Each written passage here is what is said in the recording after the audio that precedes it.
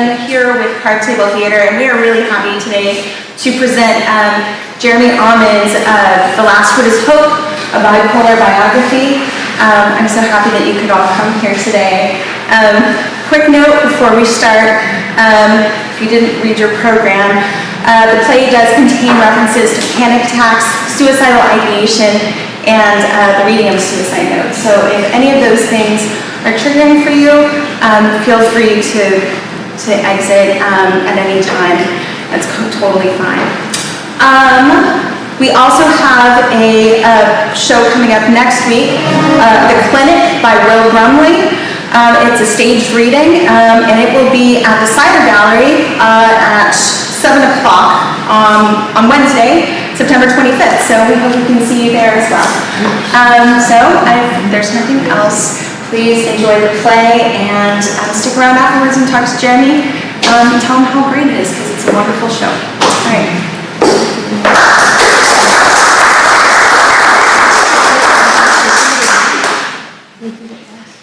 There's always hope at the beginning of a story. Stories have rules. Some say they have to have a beginning and a middle and an end. Some writers chafe at these rules and they try breaking them, telling their story backwards or in some other non-linear fashion. This story, my story, follows the rules most of the time. At least it starts at the beginning. And it's funny, we all share a beginning. We were all babies once, and we were all born. For me, that day was June 11, 1970, oh, the hell with it, 1971. Old, right? The redhead holding the baby in that picture is my grandma, my mom's mom, my grandma Shirley. She was an incredible person. I am the baby. I was born in a small town. My mom turned 17, and I came 2 days later in southeast Kansas, Baxter Springs, a small town, getting smaller. When I was 6, I moved to Riverton, an even smaller town, suffocating small, a stoplight, a car wash, and an old store called the Old Riverton Store. And a school. I went there from first grade through graduation. Growing up, I spent a lot of time with my grandma Shirley and her mom, my great-grandma Simone. They lived next to each other, divided by an empty lot. Grandma Shirley used to call me motor mouth because once I started speaking, I spoke in complete sentences. And some people say I haven't shut up since. Not long after that, my grandma Simone helped me learn to read as I sat on her lap and picked the words I knew out of the newspaper. I think I was about 4 when I asked my grandma Shirley what my penis was. And she said, "That thing, that's your doodle bug." And being a bright child, I tried to write with it. That's how I learned to spell my name. One time, I think I was around 5, I had this badge, this brass detective badge, and I wanted to play a joke on my grandma Shirley. So across the empty lot at my grandma Simone's house, I pleaded with her and my great Aunt Rose to... Aunt Rose. Aunt Rose, who had the uncanny ability to read your lips and mouth the words that you were saying even as you were still forming them. Aunt Rose, who taught all of us grandchildren, that is her nieces, 5 of them, and the only one with a doodle bug, me, to play cards, games, checkers, Monopoly, sorry, poker, Yahtzee, pitch, hearts, Uno, blackjack, chess, risk, payday, and her favorite, Liverpool rummy. If we were out sick from school, we would stay at Grandma Simone's house. Aunt Rose lived with her after Uncle Bill died in 1977, which left Aunt Rose never quite the same. But if we were out sick from school and we were there, we would play cards and games with Rose all day, and we loved it. And Grandma Simone would watch soap operas and bark at the tiny black and white television all day long, all the while sipping a can of Stag beer, which she kept wrapped in 2 paper towels secured by 2 rubber bands. This was to keep her beer cold and her hands from freezing. And I believe it was the first koozie ever invented. But anyway, I had this badge, and I had an active imagination. So I wanted to play a trick on my grandma Shirley. I loved TV cop shows. And so I went over to Grandma Simone's across the lot because I needed a disguise, see? So I pleaded with Aunt Rose and Grandma Simone to look like the cops on the TV show. I needed a mustache, a fake mustache. And I finally convinced Rose to draw one on my face, and she used a black Crayola crayon. I was skeptical, but eventually they convinced me that I would fool them if I were to knock on their door. So I added a pair of sunglasses and a fedora. I pocketed my badge.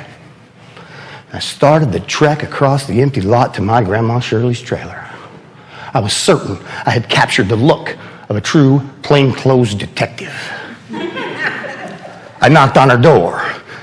It never occurred to me that A, I was her only grandson, and B, a fake crayon mustache does not transform a 3.5-foot tall preschooler into the embodiment of a 40-ish hard-boiled streetwise detective. I knocked again. She opened the door. I pulled out my badge. LAPD, ma'am, I'd like to ask you a few questions. And she exploded in laughter. And I was pissed. I couldn't believe she recognized me. I still remember how it felt. I was disappointed, angry, eventually having a good laugh. And she told that story for the rest of her life.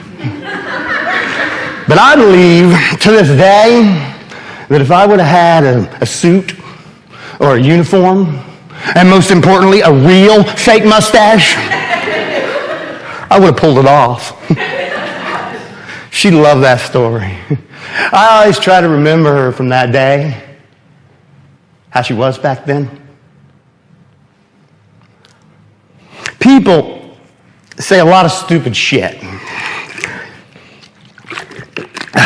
I hate it when someone, after telling a story about the distant past, says, oh yeah, I remember that to this very day. Of course you fucking do, you just told me about it. You have to be smarter than your own brain. You see, the problem with mental illness is that it's mental. They used to call it manic depression, if they diagnosed it at all. And we've come a long way since the diagnoses of the 70s and the 80s, but still doctors don't fully understand these chemical imbalances. It's hard to say, imbalances. They know about them, they classify them, chronic depression, ADHD, bipolar disorder, on and on. When I was a kid, when somebody flipped out, lost his or her marbles, they called it a nervous breakdown. And that's what they told us after Uncle Bill died and Aunt Rose became withdrawn and whatever else. They hospitalized her in the state mental hospital. And when she got out, and she was different. She kept giving me drawings and telling me about the wonderful people she met in the ward. She didn't call it that. The hospital. Eventually, she kind of balanced out. She was always a bit off. She, for years and years, until Grandma Simone died, she never stepped foot in her own house, except furnished, the same as it was the day she lost Uncle Bill.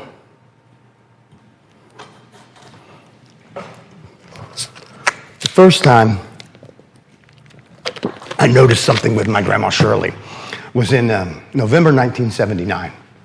I saw her getting into her car, dressed as a witch, hat, nose, broom, the whole 9 yards. And I said, Grandma, where are you going? And she laughed, a laugh I'd never heard before. And she said, I gotta go. I'm late for a Halloween party. Later, after she was in the mental ward, 4th floor of Freeman Hospital, I remembered that the weekend before, she'd been acting odd, wired, talking nonstop. She kept giving my cousin and me things, hand-me-down toys, jewelry, relics. We were too young to understand a manic episode back then. We all were. Depression and mania, two sides of the same coin. Two sisters, my aunt and my grandma. Grandma Shirley and Aunt Rose were both diagnosed bipolar. You see, the problem with mental illness is that it's not mental, it's chemical. Aunt Rose, playing solitaire, head down, not talking. Grandma Shirley, insisting that she was going to win the lottery any day, dressed as a witch for Halloween after Halloween was over. Oh yeah, I remember that. I remember that to this very day. And it's hard. It's hard hearing something you don't want to hear, you don't want to believe. Like losing a pet, a loved one. You can get the raise, the vacation, or the fucking job. Maybe you have kids and they get into trouble, an accident or a fight. Your favorite band breaks up. A beloved novel is adapted, reimagined, and rebooted, and it sucks, like The Hobbit. News from the doctor. All of us at some point hear something unexpected or frightening. And some of us find out early about conditions like diabetes or lupus. They can kill you. But as long as you take your meds, do whatever else, diet and exercise, you can manage it. In mental health, there are millions of kids diagnosed with some form of mental disorder. Psychotropic drugs filling their Pez dispensers, rewiring their underdeveloped brains until they spend most of their adult life explaining to their shrink or their therapist or even their spouse that they're too paralyzed to pick up the phone, that they can't call their cousin on his birthday, that the phone makes them anxious.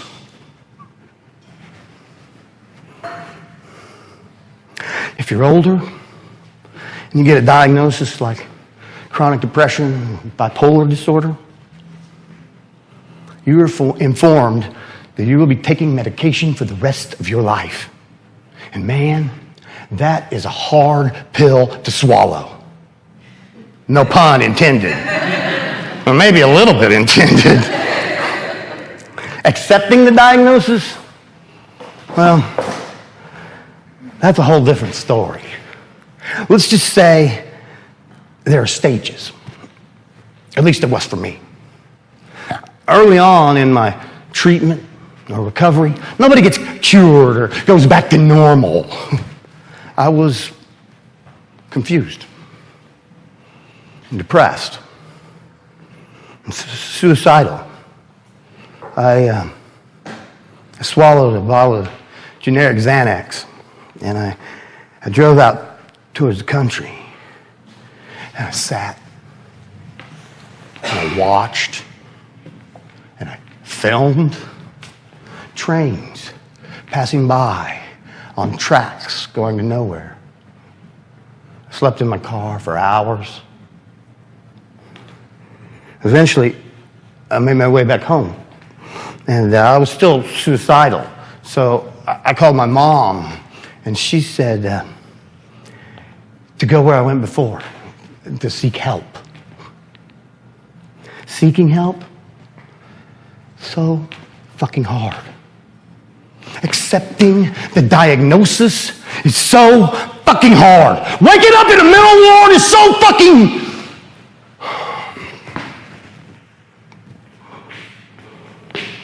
The first time I was on lockdown, it was scary. I'd like to tell you it was like the psych wards you see on TV or the movies, like One Flew Over the Cuckoo's Nest or something. But it wasn't like that. It was life-changing. But what happens in therapy stays in therapy. So therefore, I'm going to cut to the end. I was diagnosed with ADHD, chronic depression, and bipolar II disorder. Hell, I didn't even know there was a sequel. I spent some time stressing over being crazy and taking a cocktail of drugs. You see, if you don't have insurance, they give you a mix of older, cheaper, but not exactly what the doctor wanted to prescribe drugs. And in an effort to get stable, I was taking Tegretol and Trazodone and Lexapro and Seroquel. Excuse me, that is an anti-seizure drug, a failed antidepressant, and mood stabilizer, and an antipsychotic. And when I got out, my shrink on the outside switched everything, which put me in a different mental ward 2 weeks later, for the second time in my life, for the second time in a month. You see, the thing is, and a good one will tell you, doctors don't have a fucking clue what drugs are gonna work. It's just a guessing game. And all they're doing is trial and error and error and trial. If they find something that works, sooner or later it will fail. Or worse, they'll find something that works better than expected. And while you may not be on the manic depressive roller coaster, you will become comfortably numb. And then you get a new med for that. And you start to notice all these advertisements for mental health drugs. And they're the fucking worst, man. They can push you right over the edge, stick you with disabling side effects. Fucking drugs, man. You know what, wait. Hold up. I'm sorry. I promise I'm not going to talk about drugs all night. I smoked a fuck ton of weed. I did other stuff too. Many sleepless nights, pondering the world, life, music, the arts, all that stuff, in pursuit of a higher education. Higher education. I studied theater, and I had some great roles in a couple small colleges. Then I transferred to KU, and I landed the role of Lee Harvey Oswald in Assassins. If you would have told me that my first role in a university theater production would have been in a Sondheim musical, I would have laughed and said you were fucking crazy. Nevertheless, it happened. So early on in the rehearsal process, we're all on the main stage, like the whole company, like 40 people, and we're singing the main theme song. And after the first time through, the music director said, "Oh, that was very good, but we were a little bit off key. Let's do it again." And so we did. Same thing, just a wee bit off. After the third time through, he said, "If you think you might be off, don't sing." We did the song. I did not sing. "Perfect! Perfect!" he said. "Raise your hand if you didn't sing." And I raised my hand, and no one else did. That's what the cast did too, by the way. Oswald doesn't sing much. I don't sing much. That worked out. I was cast in main stage productions and major roles my first 2 semesters. I took improvisation and directing. In my first directing scene, I hated it immensely. Everything about it. Casting, actors, staging, blocking. And after my scene went up in class, I couldn't fucking wait to do it again. I auditioned for English Alternative Theater. EAT was the brainchild of Dr. Paul Stephen Lim, a professor of playwriting in the English department. It was an outlet for Paul's students' scripts. It was very bold, very provocative, and very alternative. And that made it rebellious, and I rebel. The first audition, I couldn't make it for some reason, so I tracked down the director, an eccentric graduate student that looked like Robert Smith from The Cure. I asked him, could I get a new audition time, and he said, "How about now?" And I did a goddamn monologue right there in the middle of the day, middle of the hallway, people walking by on their way to class. Later, he told me he cast me because I had the balls to do it right then and right there. That play started a long and fruitful relationship with EAT. Paul became a mentor and a lifelong friend. He hired me for my first professional directing gig. My first directing gig. He almost fired me and canceled the show. But in the end, the original play, Upright, was selected for the Kennedy Center Regional Festival and published. It gave me instant cachet as a director. I was 26 years old. That sort of launched a golden period for us. We started Card Table Theater. I directed 2 plays to start our first season, and they were both hits. So we launched the Victor Continental Show, a bawdy sketch comedy show and modern-day vaudeville that ran for 15 years. My childhood friend Jerry created an iconic alter ego as the foul-mouthed, martini-swilling, immortal Continental, the world's greatest MC.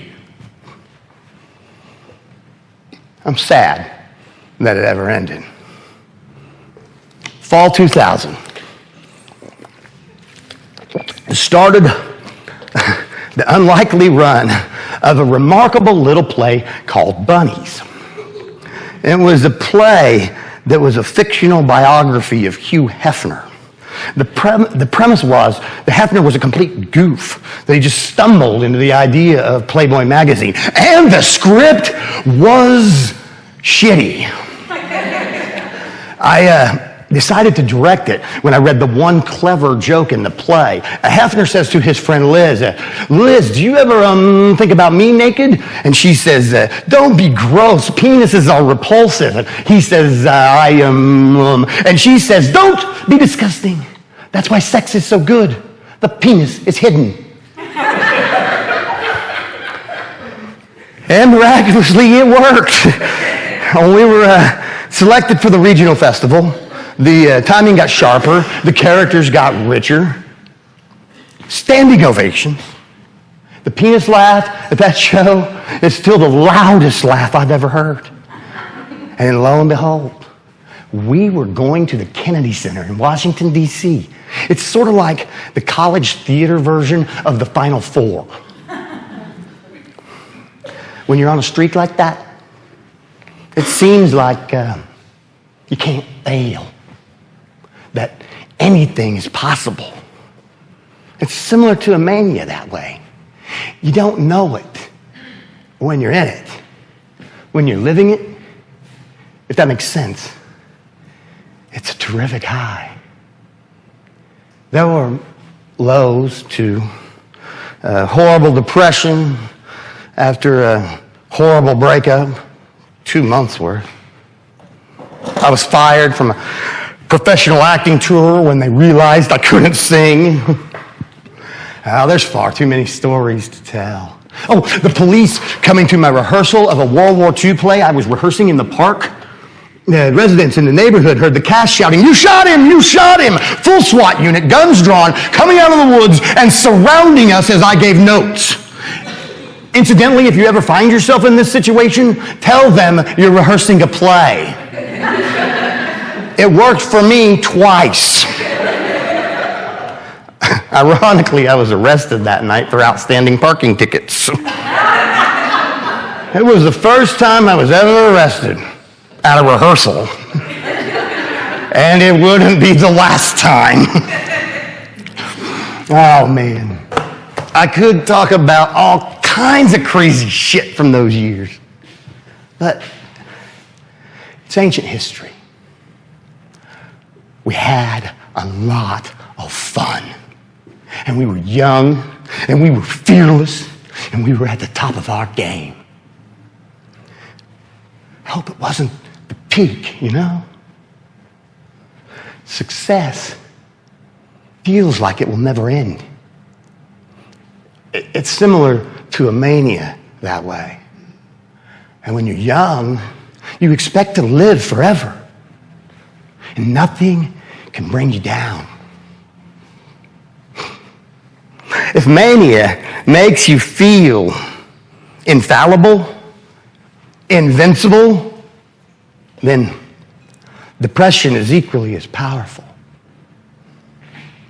Sometimes it's so kind, so gentle, you don't even notice it sneaking up on you. And something innocent can trigger a old picture, a bit of a song, something someone says, a malapropism or a catchphrase like, how you doing, or hey! And in an instant, this emotional recall, this good memory, pulls you out of the moment, even as you try to maintain the present. A smell, bacon, beer, perfume, sweat, sex. At first you smile, maybe a little laugh, even a contemplative chuckle, or a goddamn guffaw. If you're alone, without anyone to tell, to share the memory, to introduce to, or to correct, then your thoughts start to ruminate. We haven't talked in 8 months. That night was 17 years ago. God, I miss her hair, her curves. How he used to always forget his smokes in the car. When was that? Damn it, I'm losing time. Should I relish these snippets of the past? No, I can't, because I have bipolar disorder, and I will linger too long on the snapshot, the song, the smell, the memory, until I become stuck there, isolated, instead of in the moment. And then, up here, the chemicals start to mix and start to react, and the blaming starts. I'm a fuck up, I'm irresponsible, I'm a fake, I'm a fraud, I'm afraid. And suddenly, as if by some powerful force of dark magic, I'm in that hidden cave, on that tiny lake, in the middle, on that tiny island, in the middle of that dark lake, surrounded by the living dead, desperately trying to drink the water out of the basin, hiding Tom Riddle's cursed Horcrux. Only, unlike Dumbledore, I don't have Harry Potter to wield his wand in my protection, to cast spells in my direction, to pull me through. And the air is thick with despair. Alone, surrounded by soul-sucking dementors. It's unbelievable. Not that long ago, I felt great, balanced, valued, and validated. And now, I only feel misery. I don't believe in anything good. Only the fading light. And the truths I believe in this moment begin to reverberate. I can't do anything right. I'm stupid. My thoughts twist and convolute. My niece and nephew are growing up so fast, and I rarely see them. Racing. They're running down adulthood, and I'm getting older, and I'm breaking down, and I know it's not true, but it is, and I know, and I can't, and I wish, and I... Self-esteem, value, they left the fucking building along with reason, validation, and joy. Alone, in the darkness, I feel, I believe, I'm a fake, that I'm a phony, that I'm a fraud, that I'm worthless.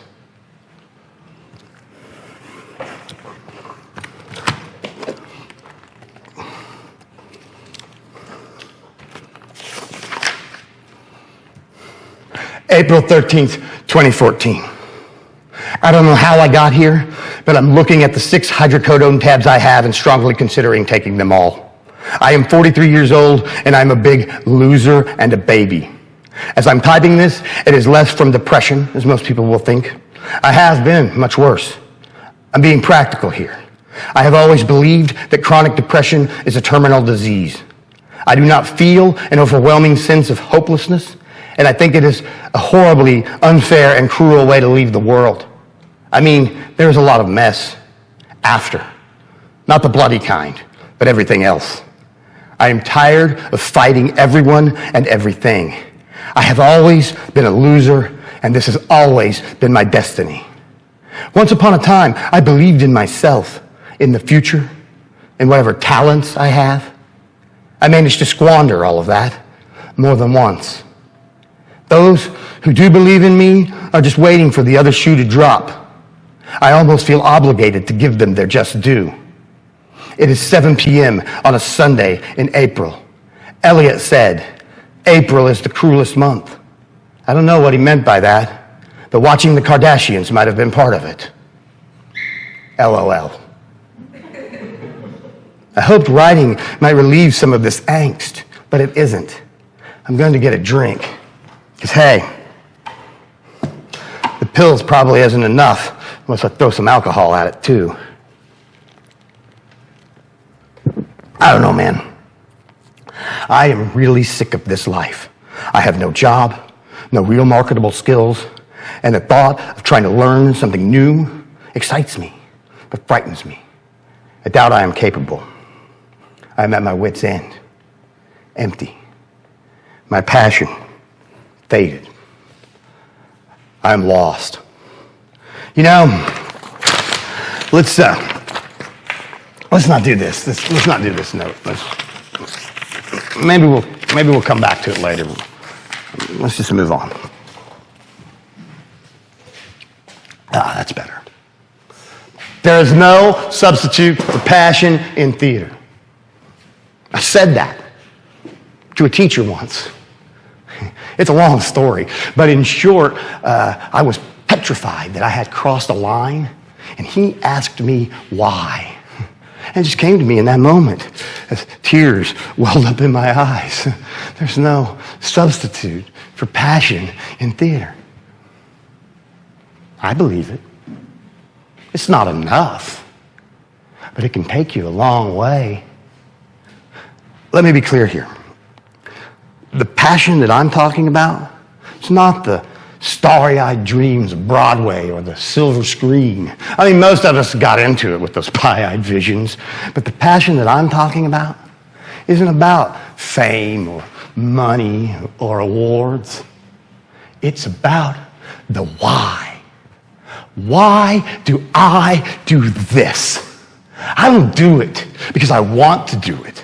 I do it because I have to do it. Without it, I can't breathe. Even when I love it, even when I hate it, I love it.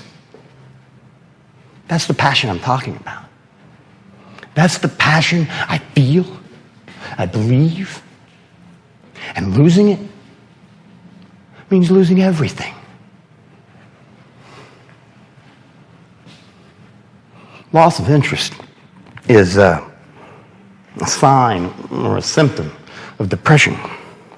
It's an intake question. In inpatient or even outpatient treatment, mental health workers ask you questions about depression, anxiety, suicidal ideation, etc. Your responses charted and the severity of your issues assessed. Losing interest, losing my passion. That was the darkest place for me. For years, I believed that the energy, concentration, and creativity it took to become a successful actor and director prevented me from slipping into full-blown manic depressive episodes. Anxiety was dormant. And the theater made me too high to be depressed for very long. I had to show up. Show must go on. When I started missing rehearsals, losing interest in performing or projects, I felt doomed, hopeless. Let me put this another way. In my experience, there is only one high greater than performing live on stage. Fuck heroin. Fuck cocaine. Fuck crystal meth. Fuck tequila, vodka, bourbon, and weed. Fuck morphine, methadone, and cheese. Forget opium, Adderall, fentanyl, and mollies. Not Seroquel, Vagisil, grapevine, or toads.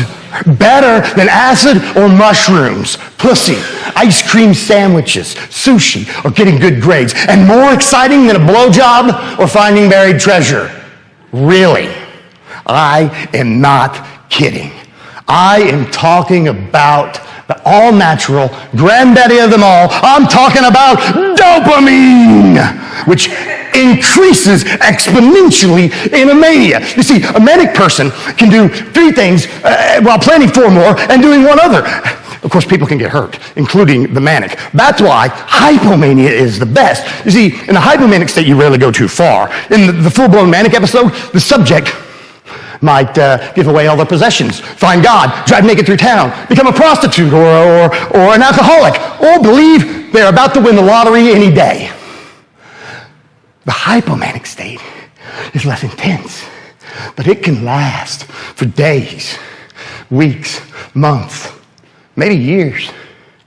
And the thoughts, the problems, the ideas, the answers, the questions, the words come into my mind as fast and numerous as the droplets of water from my shower head. And for a time, sometimes for a long time, I can manage it. I can. Until I can't. The first rule of drug dealing, according to the film Scarface, is don't get high on your own supply. Do not do your own shit. Exactly what happens in a mania, which is why I stick to the meth.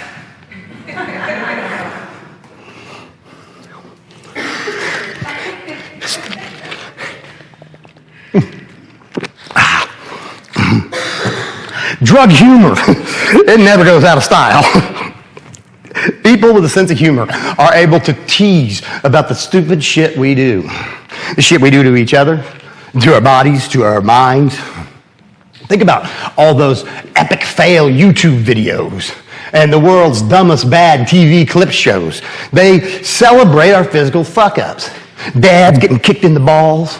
Jackasses crashing skateboards and bicycles into cars, walls, and pools. Hell, the internet and cable TV have made a whole culture out of this ridiculousness.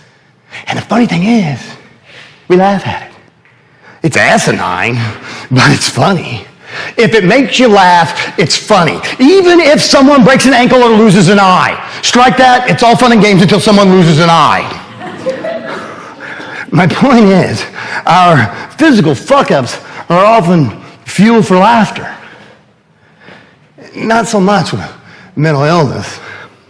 1 in 5 Americans can expect to experience mental illness in any given year. No one wants to talk about it, let alone joke about it, unless you are a member of the club. Chris Gethard talks about Averill and suicide, and it's funny. The late great princess, Carrie Fisher, built more than 1 show around her battles with addiction and bipolar disorder. Pete Davidson talks about mental illness every week on Saturday Night Live. And Russell Brand, that fucking guy. Mental health is a shit ton harder to laugh at than our physical maladies. Maybe it has to do with shame, with stigma. I never used to care. I gave 2 fucks what people thought about me. As I grew older, I became aware of the way people perceived me. I like surprising them, shocking them out of their preconceived judging. I think that that's what these funny people try to do. It's an invaluable tool for removing the stigma. It is laborious. The physical screw-ups are easy, low-hanging fruit. Look, the reason that we never hear funny depression stories is because they aren't funny.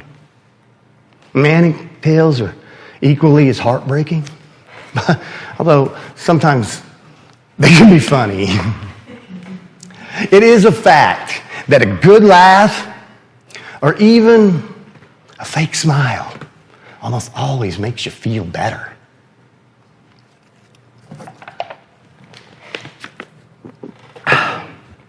When I started posting about my battles with mental illness on social media, I was messaged by at least a half a dozen people privately thanking me for being honest and transparent and letting me know that they were still in the closet about their mental illness, that they were afraid of losing their jobs.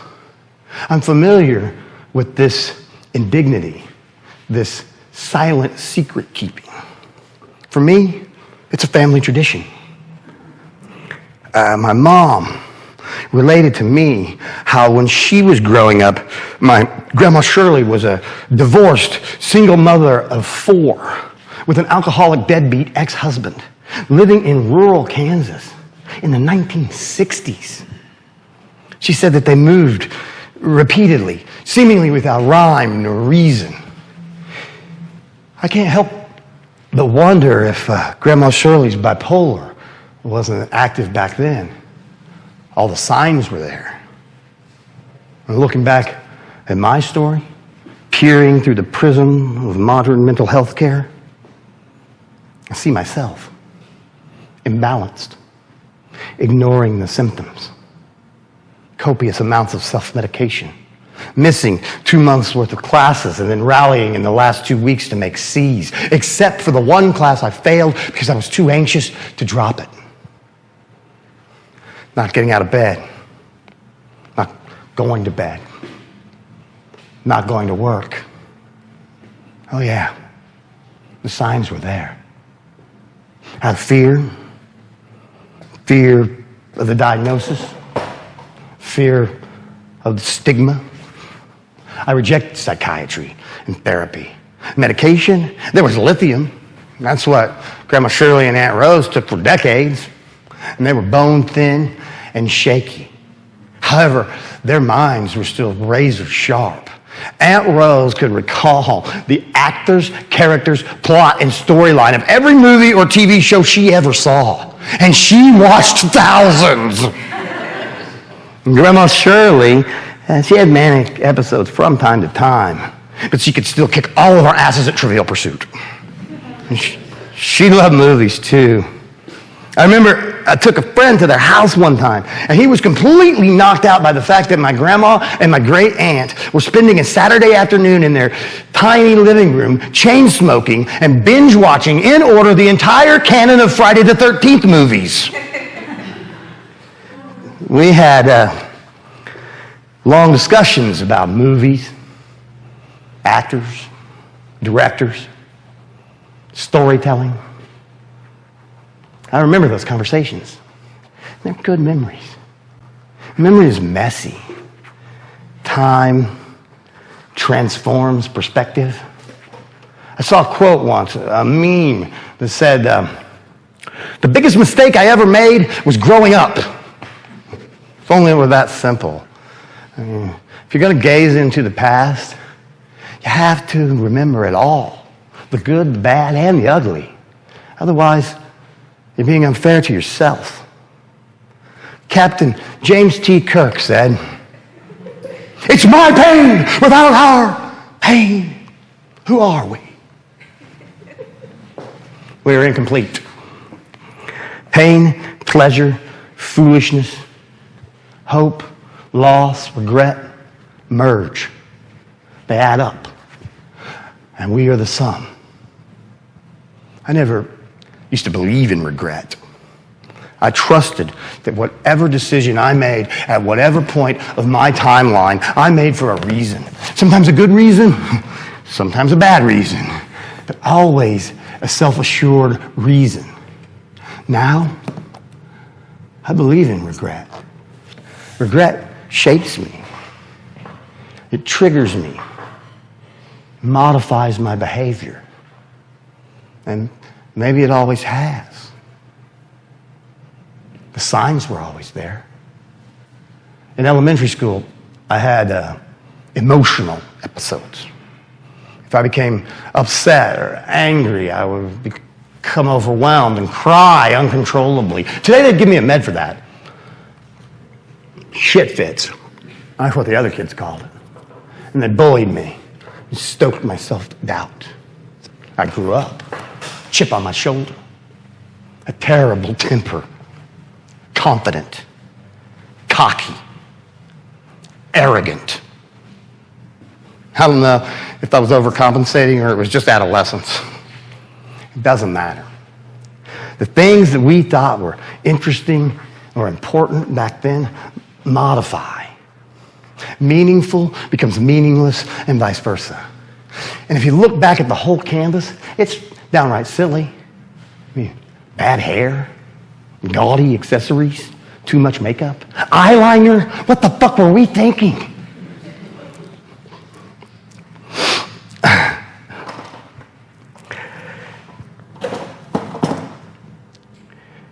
Yeah, like those idiots in the videos, I did my share of stupid shit. Some of it was funny.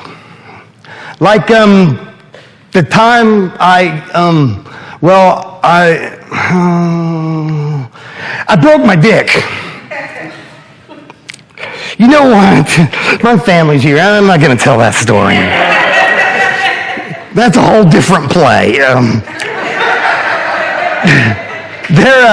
There was an insane road trip that involved corrupt cops, mailbox baseball, UFOs, pissing in the radiator, an airport, medieval weapons, enough booze to kill 10 Dean Martins, and a pregnant lady.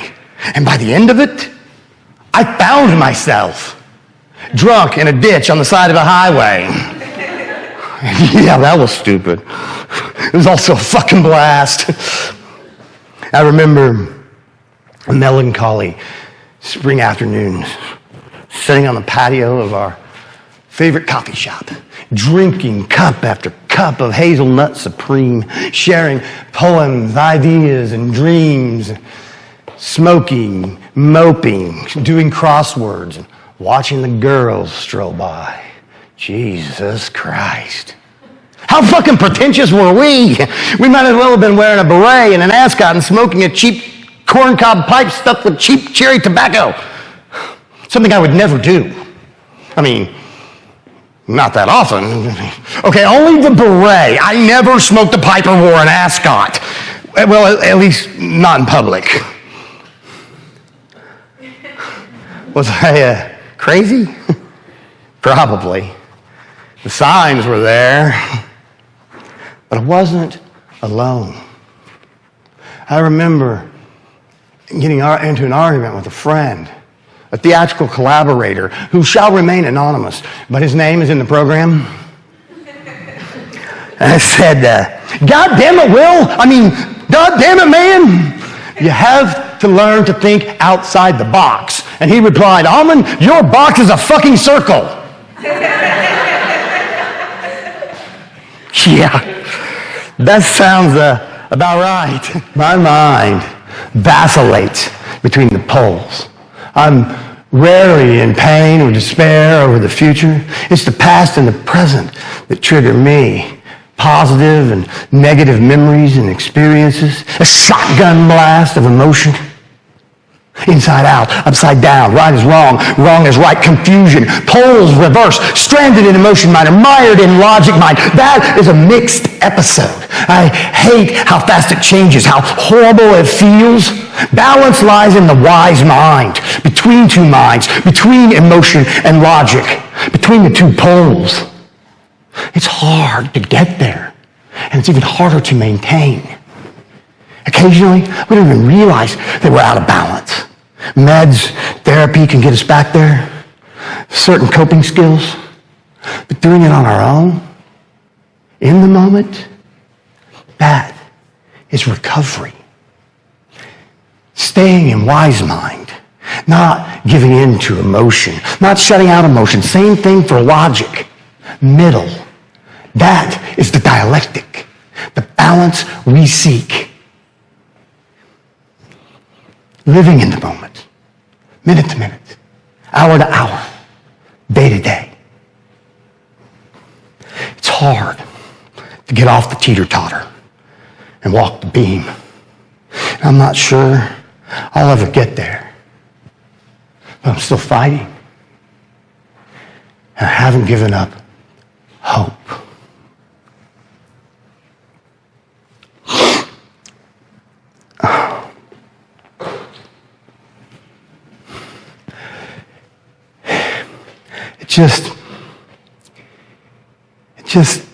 it takes time. I know a few things about time. Time is not a constant. Sometimes it flies. Sometimes it's slow as molasses. And sometimes it's malleable. There's hope in the relativity of time. You can stay young by slowing it down. Do it. Live every experience. Take risks, make mistakes, try and fail, and keep dreaming. Because when you stop dreaming, it's time to die. Making the most of time is tougher with mental illness. There will be some flying time and some slow time. I guarantee it. But your time belongs to you. Remember that before you lose your way, before you do anything stupid.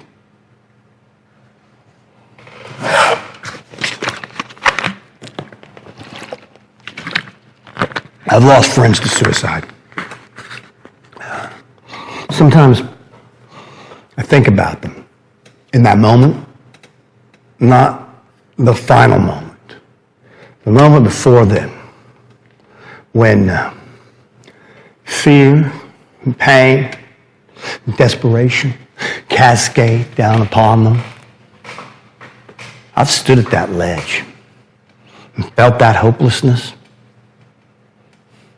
And it's dark and desolate there. Am I brave enough, cowardly enough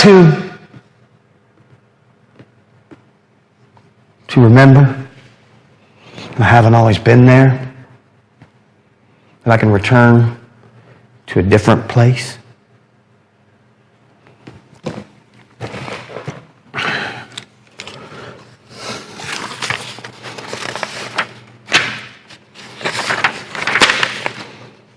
April 13th, 2014. I don't know how I got here, but I'm looking at the 6 hydrocodone tabs I have. That's the first one. I've been alone for more than 2 hours. The only light, the TV, and my laptop screen. This room is as bleak as my life. 2 hours ago, I started typing this. Started considering the 6 hydrocodone tabs I have, sipping a Crown and Coke. Ironically, I don't even like bourbon. 9 p.m., and I'm still staring at those pills, and they're staring back at me. I keep considering the pros and cons of this sad situation. It has been 2 hours. I can't finish anything. Even the stuff I have finished, I faked or cheated somehow. I am a fraud. I have many friends, I think. However, I can only lean on them so far. And family, I love my niece and nephew as if they were my own kids, but I love them from afar. I don't see them enough. I'm a shithead when I do. Mom and Dad have always been awesome, and in repayment, I treat them lousy. I can't connect anymore. I have nothing new to offer. I'm just a worn-out, thin-stretched skin of what I once was, which was mostly smoke and mirrors. I feel shitty that David has been calling for weeks, and I just can't call him back. I just can't talk to anyone right now. It is stupid. If I just reached out to somebody, I can't. I don't want to share this shit with anyone. I'm in my own misery. I'm sorry, David and Jen and Will, Mom, Dad, Paul, Jack, Kitty, Jerry, Casey, Polly, Carrie, Hillary, Rich, Sam, and anyone else who would listen. Casey, the only reason you're not the first one on this list is because you've heard it already. You are the only thing that truly matters, and I can't even do that right. I know you were hoping for some selfless behavior, some act that would show you I'm still the guy you loved once. I don't know how I got here. There are plenty of things to live for. None of them will make us happy for very long. Mark Twain said, I was dead 1,000,000 years before I was here, and I'll be dead 1,000,000 more after I'm gone, and I don't remember the first 1,000,000, so why worry about the second 1,000,000? Or something like that. I can't make up my mind. I'm hung up on being found here. And Casey having to deal with it, that is the biggest thing. I'm not worried about afterlife or anything like that. I would drive away and go somewhere else, but the idea of just going to sleep on the couch with Petey, like always, sounds nice. I don't know whether to print this out, this note. Ugh, that's an ugly word, note. These are nothing but my thoughts at this moment.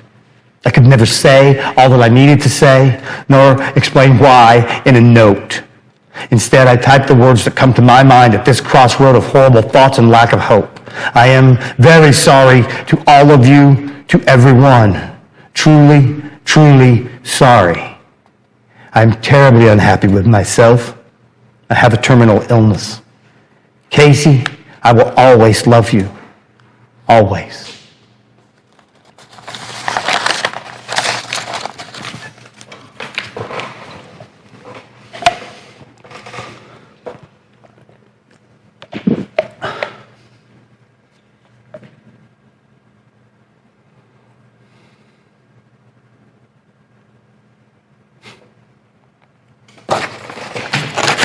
Who the fuck types a suicide note? This isn't the last one I ever wrote, nor was it the first. It is the only one I ever typed. Not long after I finished this, I got help at Burt Nash. I am one of 70 million Americans with some kind of mental illness. It's a shame. Our conditions cause so much shame. Where do we go now?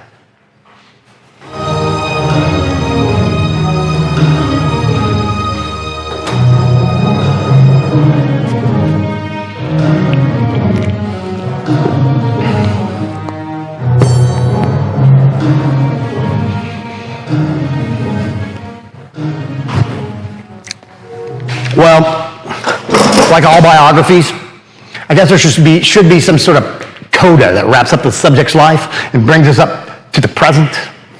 My grandma Shirley and my Aunt Rose lived together for years. They faithfully took their lithium, smoked too much, didn't eat well. Grandma was functional, and she worked until retiring. Rose, not so much. They took care of each other. And they grew old, and they died peacefully. For years ago,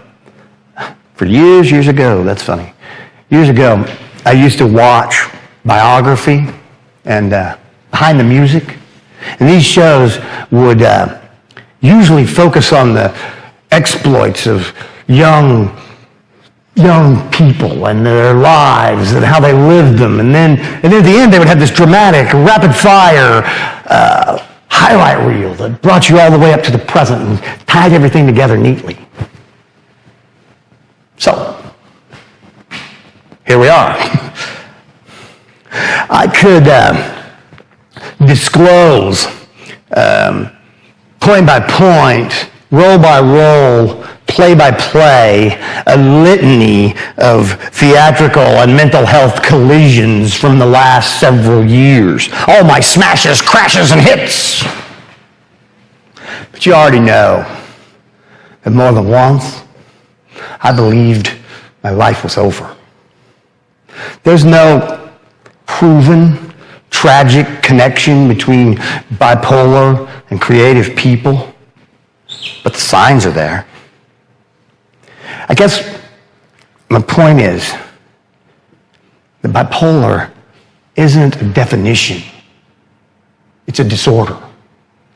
And to that point, I hope that perhaps my story might provide understanding.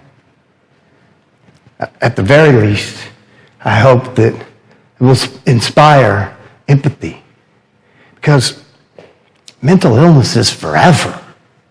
And it hurts as much as physical pain. It's not an easy thing. Sometimes the goal is simply survival, staying out of the psych world, adapting, adjusting, and accepting the meds, the therapy, stigma. And when it comes to coping, it's difficult to deny the dangerous temptation of reflecting only on our glory days. I think it's okay to remember something specific, to take a stroll down amnesia lane with someone who shares the memory. Our memories are a collection of accumulated experiences, and collections are valuable. They remind us who, what, when, and where.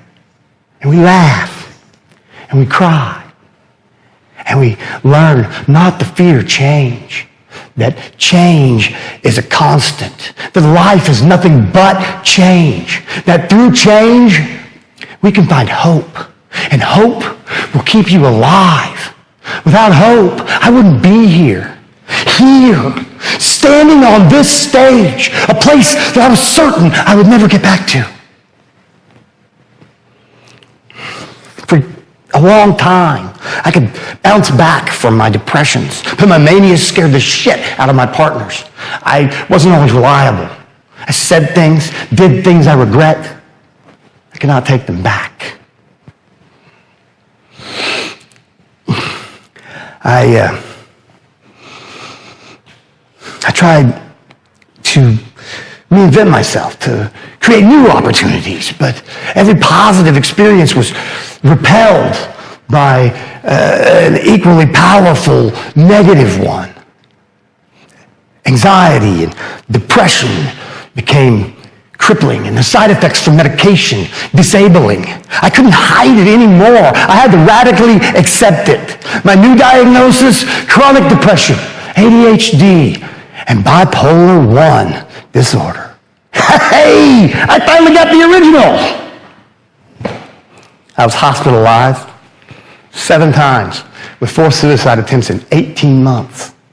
IOP and DBT at Burt Nash, along with an escape to my parents' house in good old small town Riverton, helped me find balance. In moments of clarity, balanced moments, I can see that my life flows the same as it does for anyone else. Everybody has ups and downs. They're not supposed to feel like the end of the world, and the top of the world for that matter.